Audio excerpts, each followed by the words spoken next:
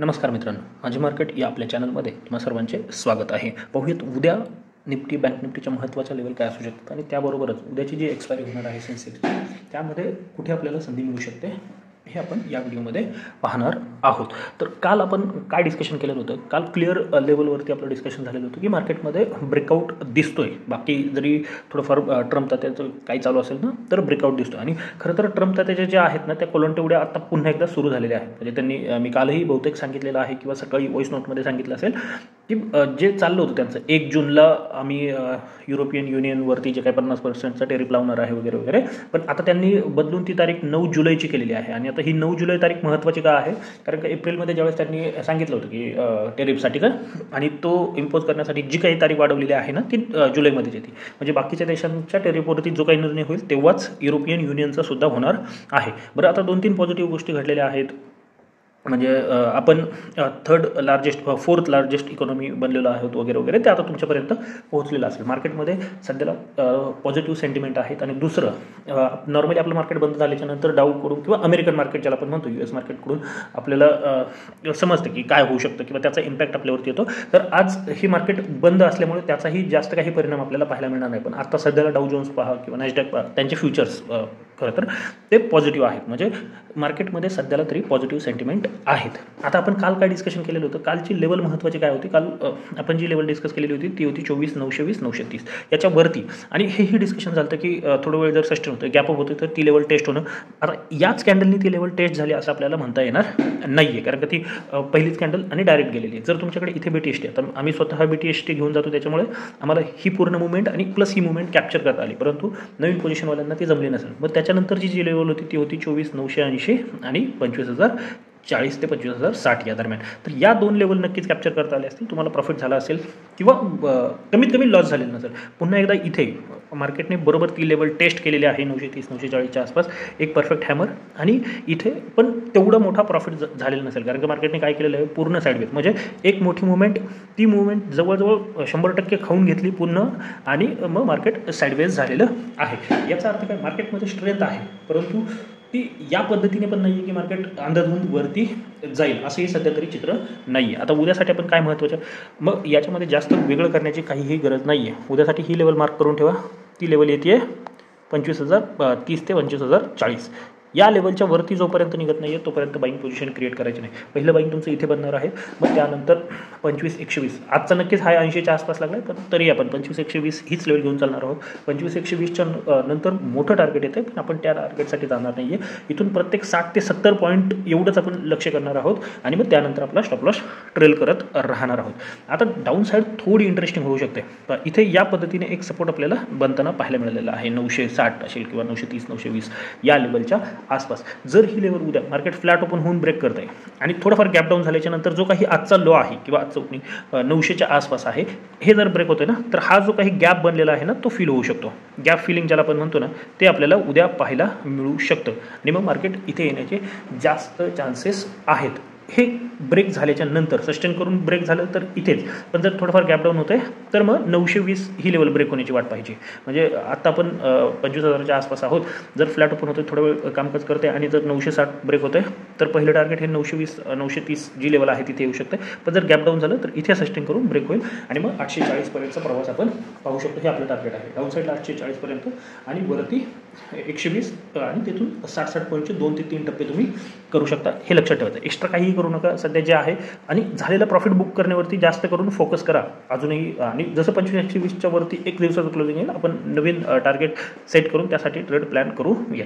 आता उद्या महत्त्वाचं काय असू शकतं तर सेन्सेक्समध्ये काय होतं, एक एक्सपायरी ट्रेंडिंग होती, नंतर एक एक्सपायरी साईडवेज होती, ट्रेंडिंग होती आणि साईडवेज होती. तर उद्यासाठी खूप चांगला पॅटर्न किंवा चांगला सेटअप आपल्याला बनताना पाहायला मिळाला आहे. तो सेटअप कसा आहे पहा, जर तुम्ही लक्षपूर्वक पाहिलं तर तुमच्या काय लक्षात येईल, हे 200-250 पॉईंटचा जो काही झोन आहे ना पूर्ण दिवसभरामध्ये इथेच काम झाल्यामुळे उद्या यावरतीच फोकस करायचा आहे. जोपर्यंत याच्यामध्ये आहे ना तोपर्यंत काही करायचं नाही. फ्लॅट असू द्यात, गॅप अप गॅप डाऊन काही करायचं नाही. मग वरती जी लेवल येते ती आहे 82,250 10-20 पॉईंट तुम्ही प्लस मायनस करू शकता आणि खाली आहे 82,050. याच्यामध्ये या 200 पॉईंटमध्ये काही करायचं नाही, नो ट्रेडच करून टाका डायरेक्ट. आणि जर याच्या वरती निघताय तर बाईंग साईडचा एक चांगला ट्रेड आपल्याला एक्सपायरीसाठी मिळू शकतो. कदाचित आजचा हाय जो बनलेला आहे तो सुद्धा ब्रेक होऊ शकतो, म्हणजे 500-600 पॉईंट का त्याहीपेक्षा जास्त आपल्याला त्याच्यावरती मिळतील. आणि जर हे ब्रेक झालं तर या गॅप फिलिंगसाठी तुम्ही ट्रेड प्लॅन करू शकता. ते येते तुमचं 81,750, अगदी 81,500पर्यंतचा प्रवाससुद्धा इथे पाहायला मिळू शकतो. म्हणजे इकडेही 700-800 पॉईंट मिळण्याची शक्यता आहे, इकडेही 700-800 पॉईंट. याच्यामध्ये काहीही करायचं नाही आहे, एवढं सिंपल ठेवा सेन्सेक्ससाठी. एक्स्ट्रा करूच नका की हे होईल ते होईल, इथे ट्रेड प्लॅन करूयात नाहीत. या बॉक्सच्या बाहेर जोपर्यंत पडत नाही तोपर्यंत ट्रेड नाही, आणि ज्या बाजूला बाहेर पडेल त्या बाजूला तुमचा जो काही SL असेल त्यावेळेस जो सेटअप बनेल, म्हणजे इथे एखादा फ्लॅग बनून बनतोय किंवा एखादी हॅमर बनून जाते, तर तो जो काही स्टॉप लॉस असेल तेवढा फक्त फॉलो करायचा. एक्स्ट्रा सेन्सेक्समध्ये उद्या काय करायचं नाही, कारण का जर साईडवेज एक्सपायरी झाली ना तर ट्रॅप होण्याचे चान्सेस जास्त आहेत. आणि खूप जास्त ट्रेड करू नका, वाट पहा संधी. दोन्ही गोष्टींची वाट पाहिजे, एक तर याच्या बाहेर पडण्याची आणि दुसरं प्रीमियम तुमच्या आवाक्यात येण्याची वाट पाहिजे. नाही तर काय होतं, सकाळ सकाळ समजा एखादा ट्रेड आहे तो तुम्हाला 200ला मिळतो, त्याचं प्रीमियम 200 आहे, तोच 12:30-12पर्यंत मुवमेंट इकडे थोड्याफार प्रमाणात असली तरीही हा जो 200चा प्रीमियम आहे ना तुम्हाला 70 ते 80ला मिळत असतो. म्हणून हे सुद्धा तेवढंच महत्त्वाचं आहे. जेवढं तुम्ही इथे ॲनालिसिस करणार आहात ना या चार्ट पॅटर्न किंवा कॅन्डलस्टिकवरती, तेवढंच ॲनालिसिस तुम्हाला प्रीमियमचं सुद्धा करावं लागतं. आणि मंथली एक्सपायरी आहे त्याच्यामुळे थोडं जास्त व्होलॅटिलिटी असण्याची शक्यता आहे. आता बँक निफ्टीमध्ये काय होऊ शकतं, बँक निफ्टीने सुद्धा सेम केलेलं आहे.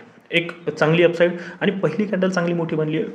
आपण ज्या लेवल डिस्कस केलं त्या 55,500 आहे, 55,700, 55,820. आणि हे मी मुद्दामून काल सांगितलं होतं की आणि आजही सकाळी मी मीटिंग घेतली ना त्यामध्ये मी सांगितलं होतं की काय होतं आहे, बँक निफ्टीमध्ये नॉर्मली आपण 200 ते 250 पॉईंटचा विचार करत असतो, पण आत्ता सध्याची सिच्युएशन काय आहे, 100-125 पॉईंट मॅक्सिमम विचार करा आणि त्यानंतर तुमचा स्टॉप लॉस किंवा नवीन सेटअप तयार होतो का हे पाहायचं आहे. म्हणून आपण डिस्कशन करताना 55,500 केलं तर पहिले 200 पॉईंट ठेवलं होतं, त्यानंतर 55, एक 825, 820 असं 100-125 आणि याच्यानंतर आपलं 950 हे टार्गेट होतं. इथपर्यंत गेलेलं नाही आहे, 80च्या आसपास गेलं, पण कॅन्डल स्ट्रॉंग, कोणतीही स्ट्रॉंग कॅन्डल आपल्याला तिथे पाहायला मिळालं नाही. नंतर पूर्ण जे गेन होतं त्याच्याही खाली गेलं आणि मग साईडवेज होऊन मार्केट तिथेच क्लोज झालेलं आहे. 55,500 ही जी लेवल आहे तिथेच आहे. म्हणून उद्यासाठी तेच 55,400च्या वरती जोपर्यंत आहे ना तोपर्यंत काहीही चिंतेचं कारण बँक निफ्टीमध्ये नाही आहे. म्हणजे इथे एक तुम्ही या पद्धतीने ट्रेंड लाईन ड्रॉ करा किंवा हा सपोर्ट एक ड्रॉ करून ठेवा, तो आहे 55,400. जर बेटर वे काय होऊ शकतं, फ्लॅट ओपन होऊन इथे येऊन जर एखादा डबल बॉटम बनतोय ना तर बेस्ट रेट तुम्हाला 55,400, 450च्या आसपास मिळू शकतो. आणि मग तिथून तुम्हाला जे वरचे टार्गेट डिस्कशन केलेले आहेत ते 55,550 जी आजची लेवल आहे, त्यानंतर 55,700 आहे आणि इम्पॉर्टंट लेवल ज्याच्यावरती ॲक्च्युअल बाईंग आपली ट्रिगर होऊ शकते ती लेवल आहे 55,800ची. म्हणजे याच्यावरती एक चांगली बाईंग ट्रिगर होऊ शकते आणि ती तुम्हाला नवीन हायपर्यंत मग 56,000 याच्यावरती आहे आणि इथून पुढे 56,100 ही लेवल इम्पॉर्टंट काय आहे, कारण का ATH तिथं आहे आणि मग त्यानंतर 56,350 पर्यंतचा प्रवास आपण पाहू शकतो. हे खूप मोठं वाटतंय ना, तर मग इथे जर या ठिकाणी ट्रेड बनतोय 55,400 ट्रेड बनतोय ना तर इथे 50% क्वांटिटी ॲड करा आणि 55,600 ब्रेक झाल्याच्या नंतर 50% क्वांटिटी ॲड करा. जर फ्लॅट ओपन होऊन मार्केट वरती जाते ना तर 50% क्वांटिटी 55,600ला आणि 50% क्वांटिटी 55,800ला. थोडं कन्फ्युजन होत असेल, पुन्हा पहा, दोन ठिकाणी आहे. जर इथे फर्स्ट कंडिशनमध्ये जर इथे बाईंग झालं तर 50% क्वांटिटी 55,400ला आणि 50% क्वांटिटी 55,600ला. पण जर मार्केट खाली नाही तर फ्लॅट ओपन होतं आणि वरती जाते ना तर 50% इथे आणि 50% इथे, या पद्धतीने. पुन्हा एकदा ऐका, समजून जाईल. बाकी एक्स्ट्रा कुठेही काही करू नका. जर 55,400 ब्रेक होतं ना तर डाऊन साईडचा ट्रेड तुम्ही इनिशिएट करू शकता. 200 पॉईंटवरती टार्गेट ठेवा. 55,200 आहे, 55,000 ही सायकोलॉजिकल लेवल आहे, 54,800 आणि 54,600. शक्यतो त्याची आवश्यकता पडणार नाही, पण आपल्या हाताशी असावेत म्हणून. जर काही बदल झाला तर मी टेलिग्राम चॅनलला अपडेट करेल. डिस्क्रिप्शनमध्ये टेलिग्राम चॅनलची लिंक आहे, तो तुम्ही जॉईन करून घेऊ शकता. तिथे आपण नवीन काही जर इव्हेंट असतील, न्यूज असतील तर त्याची माहिती देत असतो आणि स्टॉकविषयी की कोणते सेक्टरमध्ये सध्याला काय बाईंग आहे, सेलिंग आहे किंवा कोणत्या सेक्टरमध्ये इन्व्हेस्टमेंट करू शकतो त्याविषयी आपण चर्चा करत असतो. बाकी जर ही माहिती आवडली असेल तर नक्की आपल्या या चॅनलला सबस्क्राईब करून टेलिग्रामला सुद्धा जॉईन करून घ्या. तर आजच्यासाठी एवढंच. धन्यवाद. जय हिंद, जय महाराष्ट्र. Keep trading.